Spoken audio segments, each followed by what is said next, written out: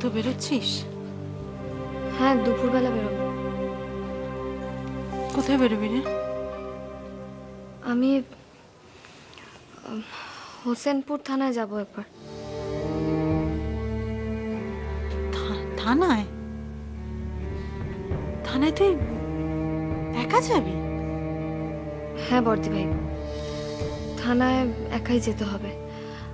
আমি অপুর সঙ্গে কথা বলছিলাম, ও বলেছিল যাবে আমার সঙ্গে, কিন্তু হঠাৎ ওর কোন এক পেশেন্টের নাকি কন্ডিশন খুব খারাপ হয়ে গেছে, তাই ও যেতে পারছে না। ঠিক আছে, ওটা কোনো ব্যাপার না, আমি চলে যাবো। কিন্তু দুষ্টু, তুই তো রাস্তাঘাট কিছু চিনিস না, কি করে যাবি? আমি থানায় কল করেছিলাম, পুরো অ্যাড্রেসটা ডিটেলসে বুঝেও নিয়েছি, অসুবিধা হবে না। লক্ষ্মী বোন আমার, এই পাগলামোগুলো না করলেই নয়।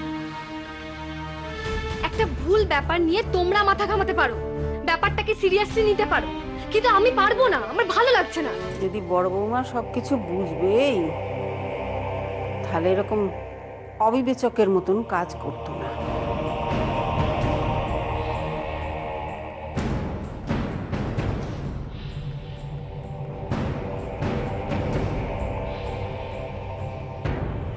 মা, ছেলেটা তখনও বেঁচে ছিল।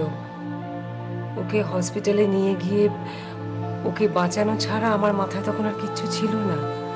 বেশ করেছো, একটা মানুষের প্রাণ বাঁচাবার চেষ্টা করেছো তুমি, সেটা বেশ করেছো।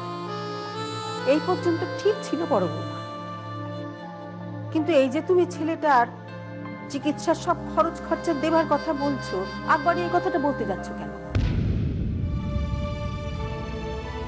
দিনকাল যা পড়েছে বড় ভয় লাগে, বড় ভয় লাগে। কি জানি কিসের থেকে কি হয়ে যাবে শেষকালে। কাজটা তুমি ঠিক করনি বড় বৌমা। তো আমি একটা কাজ করি, আজকে বিকেলে তাহলে এটা নিয়ে বেরিয়ে পড়ি। এ ছাড়া আর কিছু লাগবে তো বল? না না, তোকে যেতে হবে না, আমি কিনে নেবো যা আছে।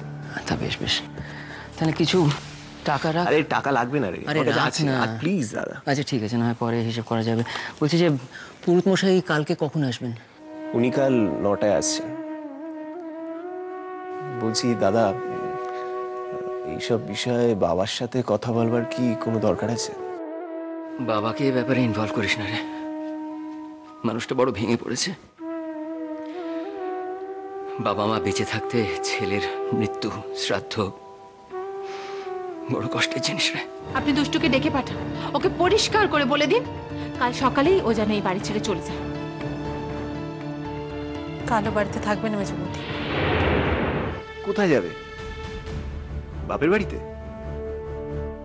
বোধহয় না মেজদা, আমরা অনেকবার ওকে জিজ্ঞেস করেছিলাম, কিন্তু পরিষ্কার করে কাউকে কিচ্ছু বলেনি। কালকে বাপের বাড়িতে গিয়ে দুষ্টু উঠবে, আর দুষ্টুর মাম্মা দেখো ঠিক ঠিক অপুকে ডেকে নিয়ে আসবে। তারপর ওই সারাদিন গল্প গুজব। রাজা মহারাজা তো কি হয়েছে, ওদের বাড়ি বয়েই গেছে।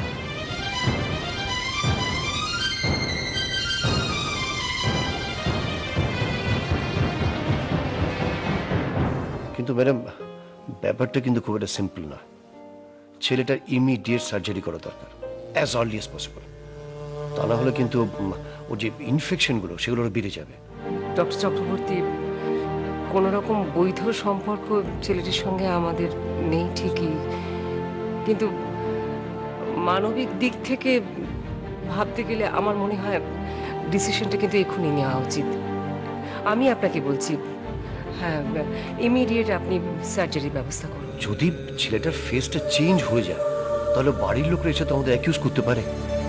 আমাদেরকে জিজ্ঞাসা করতেই পারেন যে ওনাদের না জানিয়ে আমরা অপারেশনটা করলাম কেন, ওই ছেলেটির ফেসটা আমরা চেঞ্জ করে দিলাম কেন, তাই না ম্যাডাম? আমি সব বুঝতে পারছি ডক্টর চক্রবর্তী, কিন্তু সেদিনের কথা ভেবে আমি ছেলেটির শেষ দেখতে পারবো না। আপনি সার্জারির ব্যবস্থা করুন ডক্টর চক্রবর্তী। আর পরবর্তীকালে ডক্টর চক্রবর্তী, আপনার শুধু একার দায়িত্ব নয়, আমি সুরিমালও আপনার সঙ্গে থাকবো, তাই তো Surima? Of course. Okay, thank you madam.